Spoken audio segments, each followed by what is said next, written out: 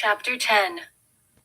Later that day, the morning after the pictures were released, the first headline was created. Grayson Davis, hot and heavy in public. A handful of search engine-friendly nouns. Well played. And who wouldn't stop to read with a headline like that? Grayson Davis's life is better than yours. That one was Amara's favorite. Dale sent another text Tuesday afternoon. A is now a TT on Webster, no name yet. TT as in trending topic. Okay, so maybe this thing wasn't blowing over so easily. Dale says you're a trending topic on Webster. He parroted aloud from the couch in one of the living areas. I can't believe no one from the third floor has blabbed on me yet, she said, holding still while a seamstress adjusted the dress she was wearing. She looked like Kali, the Hindu goddess of destruction, with a flurry of arms around her shoulders and waist. Grayson told his personal assistant Brian to find one of the best designers in the city with the earliest availability, and as usual, he'd worked a miracle. She was trying on a skin-tight tube dress that was blush-colored, and she looked, in his estimation, exquisite. It's barely been 72 hours, so there's still time. So far, I like everything, he said, looking up, to no one in particular, momentarily distracted from his laptop. It didn't matter what they put on her, she looked amazing. She often looked the opposite of what the outfit tried to convey. If the outfit was buttoned up and professional, it made her look buxom and dangerous. If it was bold and daring, she looked elegant and regal. In a simple floating white dress, she looked like smooth, dark temptation. If it was tacky or trashy, she simply elevated it. It was as though she was too much of a good thing, and no one knew a thing about designing for her. Y'all don't have any, t-shirts and jeans? She asked. I'm not paying for t-shirts and jeans, he said, the true meaning of his statement lost on their guests. The two of them shared a look. What about pajamas? She ventured.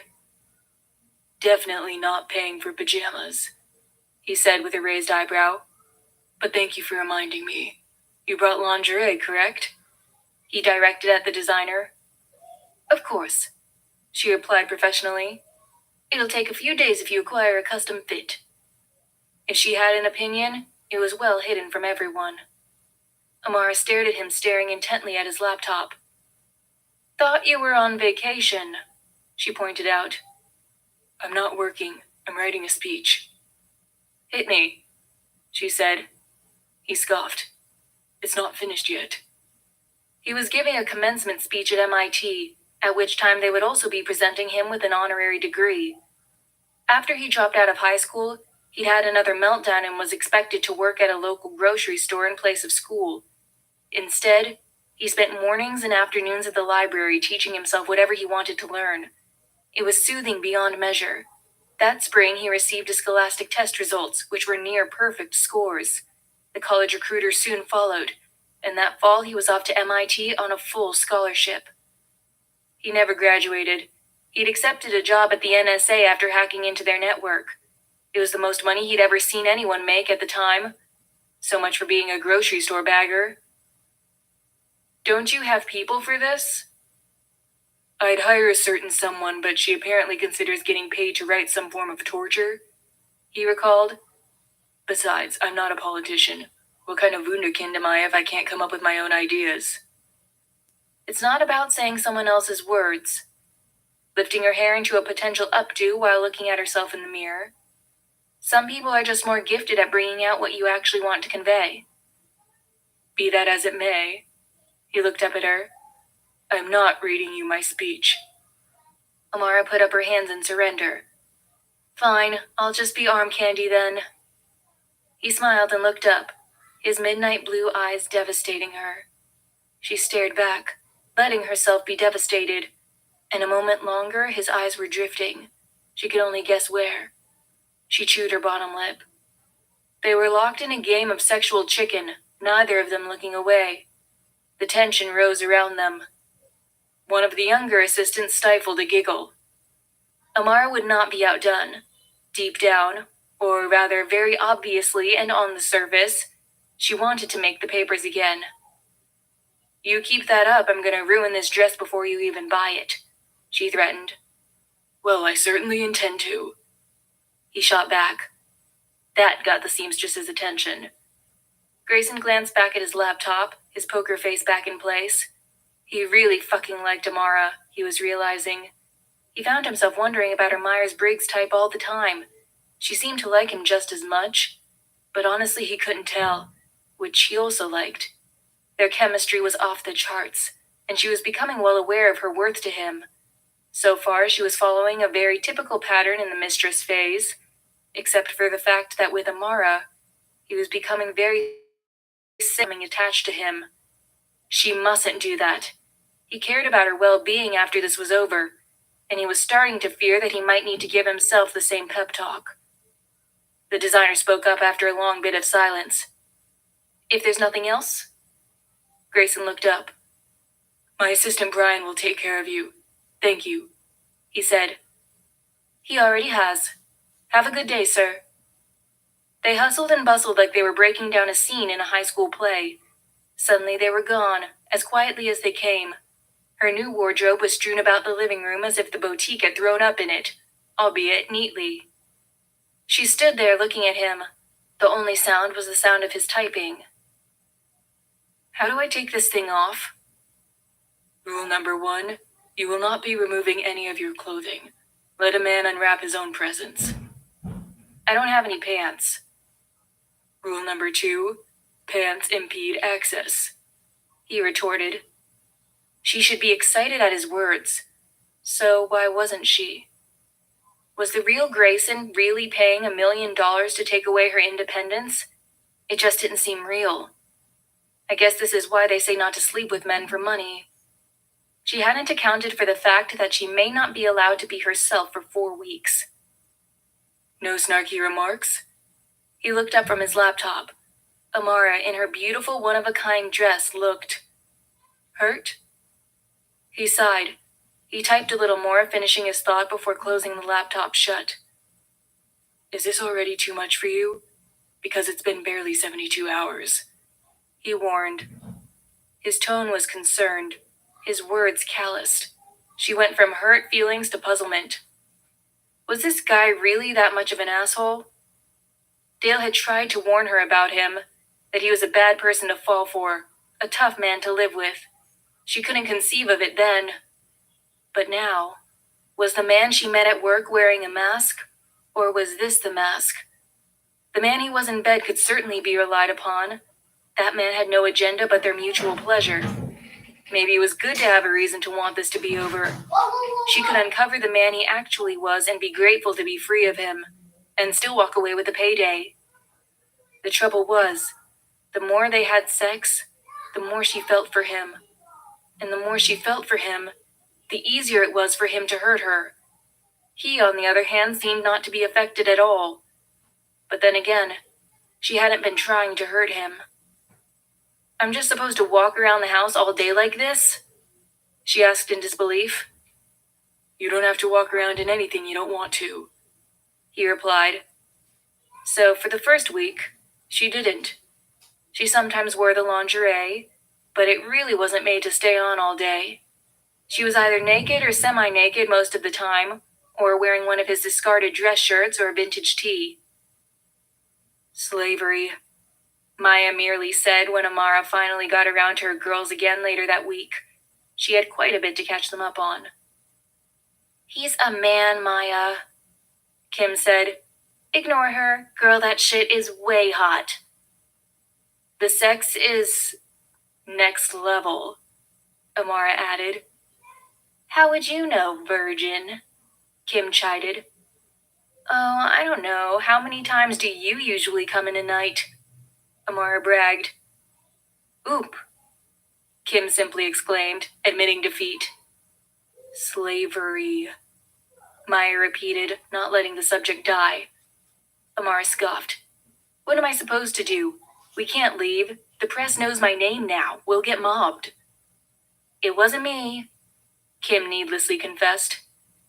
You think if you weren't there, if it was just him, he'd be holed up in his house like that?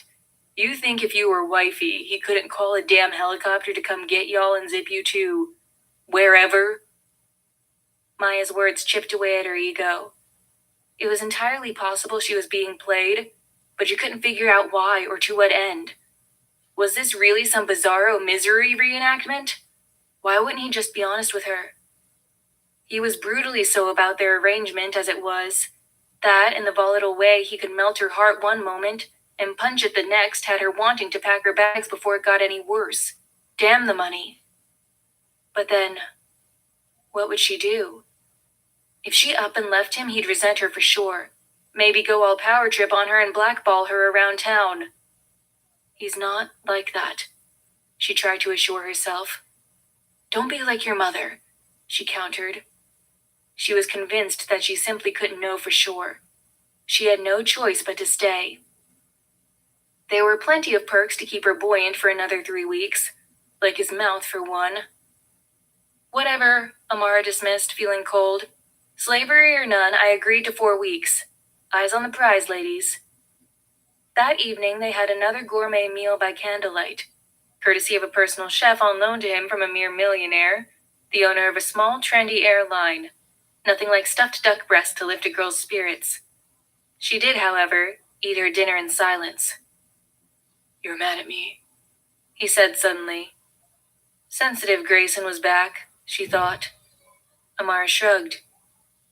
It's not that deep, she dismissed.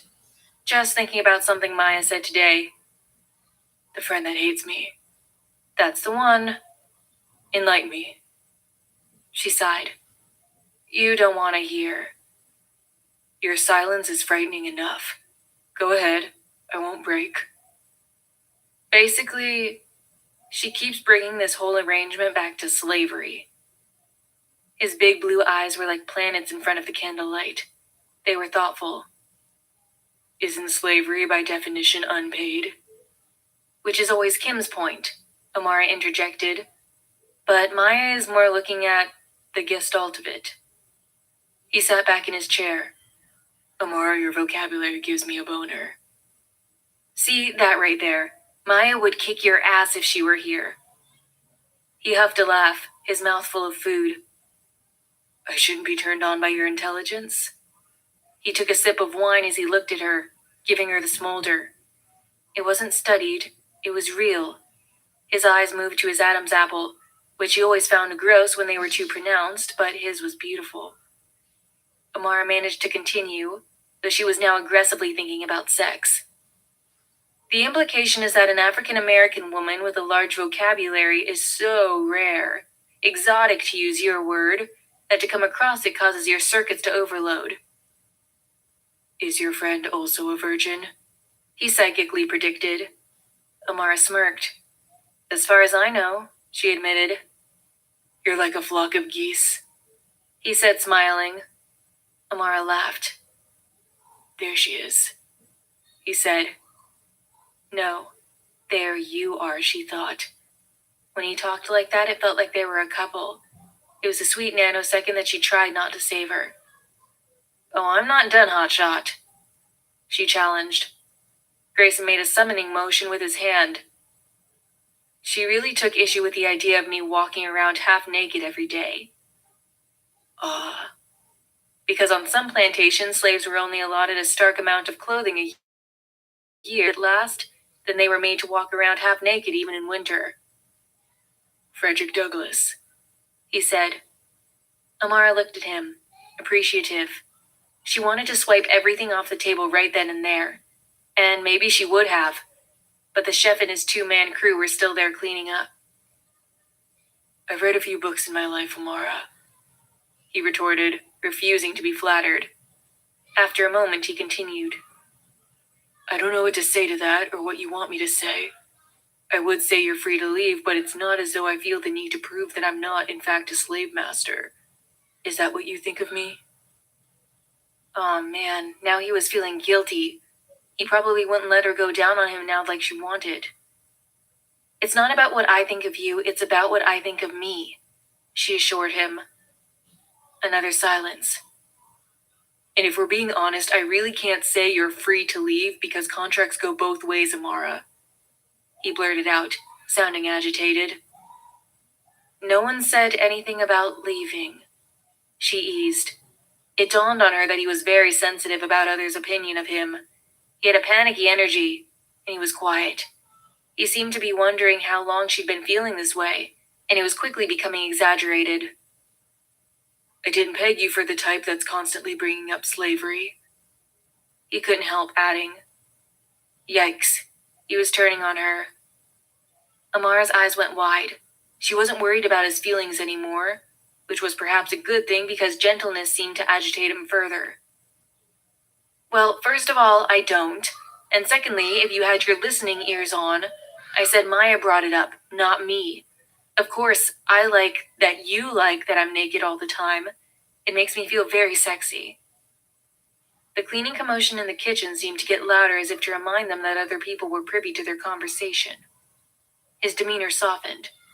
She continued.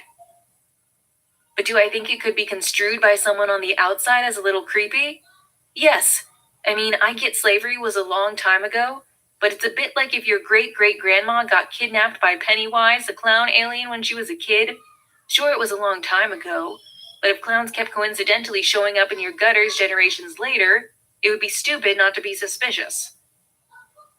He was silent again for a spell, calm again as he said, I'm Pennywise, the clown alien. No, slave owners are the clown alien. You would be one of the subsequent clowns that followed. Amara laughed. One that is supposedly not related at all to the initial alien clown incident. He clarified. Right. He looked across the table at her after a thoughtful moment. You're right. That's totally sketch, he said. Amara giggled. Now imagine said clown was offended to his core that you would ever suspect he was there to eat your fear.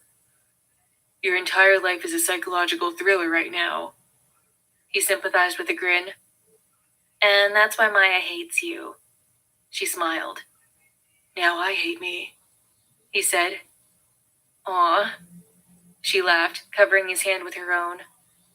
When he looked down at her hand, she quickly withdrew it, focusing on the task of pouring more wine into her glass. He watched her carefully as he said, We were going to venture out eventually. Obviously. It just snowballed so quickly. Can't we just get whisked away in a helicopter somewhere? She suggested, remembering Maya's words. Where? I have 500 million connects globally. I've always wanted to go to Antarctica, but it doesn't seem like your kind of place. Oh my god, why do rich white people love Antarctica? She half joked. And I've got one day to finish this confounded speech, but you walking around half naked is incredibly distracting. Would you let me see the damn speech? She insisted. Grayson didn't want Amara seeing his heartfelt, idealistic words about stopping bullying forever on planet Earth, because he was sure Amara saw down to his marrow like an X-ray, and it was excruciating. In fact, he was never more aware of that fat, ugly teenager with bad acne than when she was looking at him. But he simply had no strength left to turn down another pair of eyes. Fine, he said. Besides the rearranging and fleshing out of a few paragraphs, Amara had to do very little to Grayson's speech. He was an eloquent, learned man, no doubt about that. But it was a bit too clinical to be about the optimistic future of a world without bullying, and it contained nothing of his sense of humor, which explained why he struggled with it so long. Once he was satisfied with it, he sent it off to his assistant, and his mind was free to focus on other things. They had sex on the terrace in front of a fire that wasn't warranted in the summer, but it was romantic, and like she predicted, he'd stopped her when she tried to give him oral sex. They lay under the duvet, from the bed, for which the weather was also too hot. I wish I could be there to see you give the speech, she told him. You can watch it online. He consoled her, his eyes closed. Yeah, she replied. You just make me nervous. He made the excuse. Amara was silent. He was starting to hear her voice in his head. The story will go spiraling out of control if you show up there. He appealed to reason. He was right to bring up reality, but did he have to do it right after? Because it's doing so well now. she dug sarcastically. We're not trying to improve it, we're trying to choke the life out of it, he protested. Did she think he was purposefully holding back on a better solution? Why did he care so intensely what she thought about what he thought? He wondered. Only problem is, the more you deny something is happening, the more you fuel it, she offered. Is there a better idea in my future? He sniped. As a matter of fact, smartass, there is, she shot back. A potent rush of blood hit his groin. Hit me, he said using her vocabulary. Give the people what they want. It sounded like a terrible idea, of course, but he played along. I'm listening. You're a billionaire, dating one of your lowest employees who happens to be black, when everyone knows blondes from other countries are your MO. The fire danced along her sharp features. She tucked her hair behind her ear adorably. When he was stone-faced, she continued. People are allowed to be intrigued. It's kind of a cool story if we're being honest. People always equate this type of thing to Cinderella. She stopped to see if he was following her, but apparently he wasn't, because he'd locked on to a single word, the fourth one she'd said. Dating, he quoted. Amara sighed and rolled exasperated eyes. In the public's eyes, you know what I mean. And when it's over in 3 weeks, I'll never live it down, he predicted. It seemed to her that he was bashing her over the head with it. Amara ignored the thorn in her heart. Not if they're already tired of it before then, she posited. So I should just feed you to the press, he concluded. Forget the press. You're the CEO of Webster, for goodness sake. You should be the poster child for oversharing. Post every waking moment on Webster, he said. Amara nodded. Share our half-eaten breakfast. Water directly from the source, he agreed, the idea slowly dawning. Blow those grainy photos into oblivion, they'll be worthless. They'd have no choice but to go away. Maybe not completely, but... He looked down at Amara and she thought he was going to call her a genius. But instead he said, You know, if I weren't so distracted, I would have thought of this myself. Amara stroked the fine hairs of his arm, cradling her head, smiling. Geez, you're sexist too, she ribbed. Chapter 13.